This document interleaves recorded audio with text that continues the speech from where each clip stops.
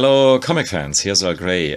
Somehow I think the European comic scene has so much talent that sometimes you can't just have to neglect some of the most important ones, as I did, to be honest with you, with Bauch. I have these books here for years or decades, especially the book on the left hand side, but I don't know if I actually read this back in the day. I've read Wut im Bauch here some years ago, but when I reread it, it blew my mind. This is crazy good stuff, especially this year. And this here is one of Bauch's older comics. It's his seventh book, I think, seventh album. And you can see that it's somehow earlier attempt of him doing comics. Here he is in a younger incarnation. He was born in 1947, so he is 72 right now. But I think he still does comics, if I'm not mistaken.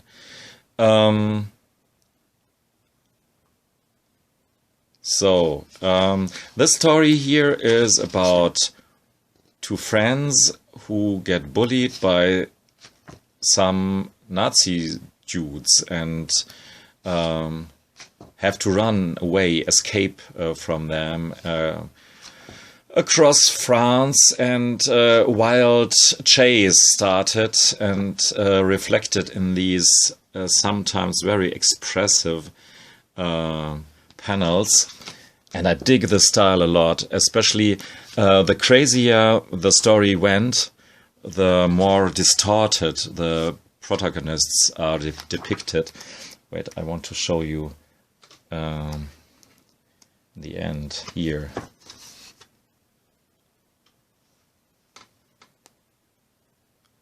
This is really fantastic, maybe even almost Edvard Munchian expressionism. You can really, here.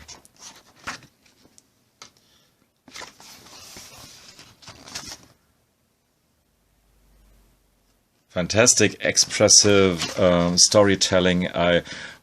Maybe what I wished for the colors to be a bit more involved in that expressionistic scheme, but here is maybe one of my favorite panels.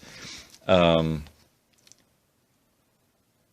could even do some kind of new wild figurative painting from this panel here. That's really great.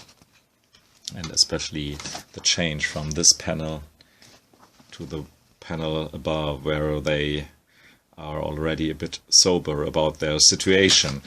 So, and around 12 or 15 years later, his style has very strongly evolved into some less expressive, still pretty expressive if you look at these covers here, but it's clearly less expressive, but more on the point, clearly more cleared up, cleaned up style.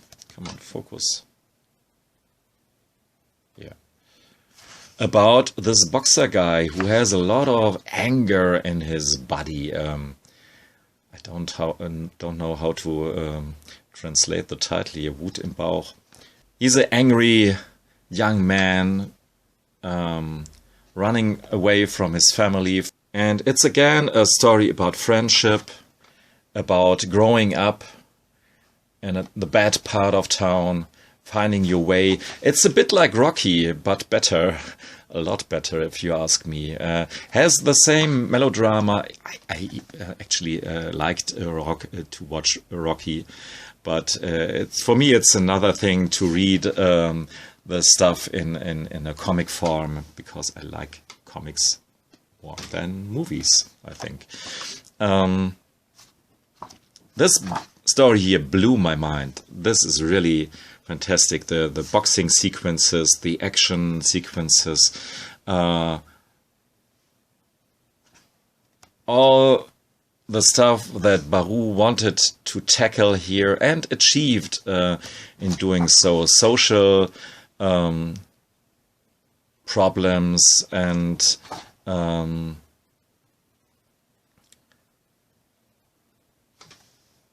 the change and development of the main character here. It's all there, and it's pretty clear who is meant by this character here, I think. Yeah.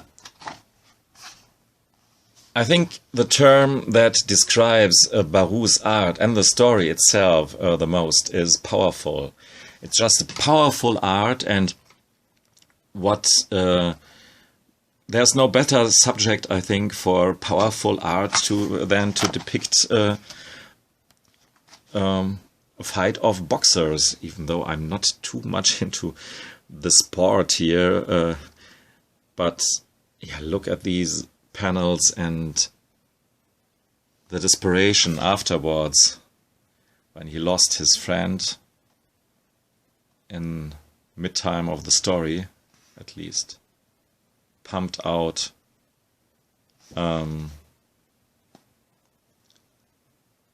At the end, successful, but in many ways at the end, and ruined. But as long as he feels this anger inside of him, he has enough power to show the world who he is, and eventually, and I don't think that I spoil too much, find a way back to his origins, to his roots. And somehow, if I remember Rocky correctly, this is a bit, yeah, like that old Stallone movie series. So, yeah, this was what I want to show you, a bit of Baru. There's a lot more Baru, and I hope you can find the translations in English or other languages. There will be everything in French, of course. I think the most recent one was the Sputnik years. There's the champion. Autoroute du Soleil is... No, that's another one. Lauf Kumpel. Okay. Yeah. He has done quite a few comics, and maybe I'd check them out and talk about them later. So, thanks for listening and watching. Goodbye.